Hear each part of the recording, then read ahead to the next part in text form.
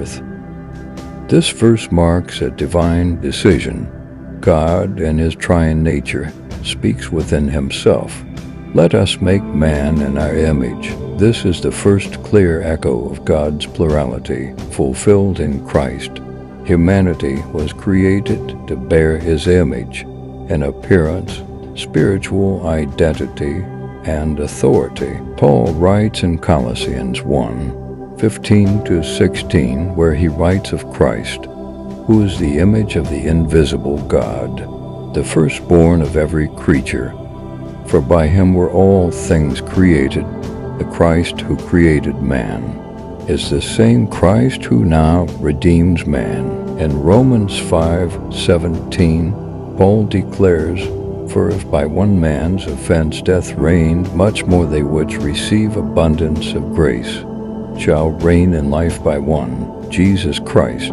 God's original intent is restored, not by effort, but by receiving grace. The image of God wasn't lost, but obscured. In 2 Corinthians 4:4, Paul says the gospel reveals Christ, who is the image of God. Through faith, we are being remade into that image again.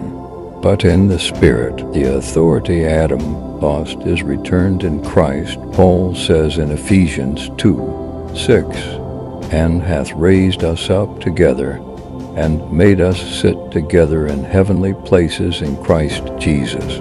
Our dominion now is spiritual, seated with Christ, reigning through grace. The world tells us to define ourselves by status, power, or appearance, but God calls us to see our true identity in Christ, the image of God. In him we are new creations. 2 Corinthians 5:7, restored with purpose and grace. You were created in God's image with value, purpose, and divine intent.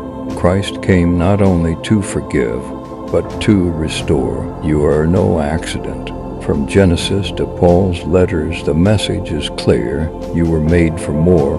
Today, ask yourself, am I living in the identity God gave me, or what the world offers? In Christ, you are seated with him, restored to reign in grace, not in guilt. Don't settle for less. God's original plan was dominion with him and through Christ. Embrace it by faith before it's too late.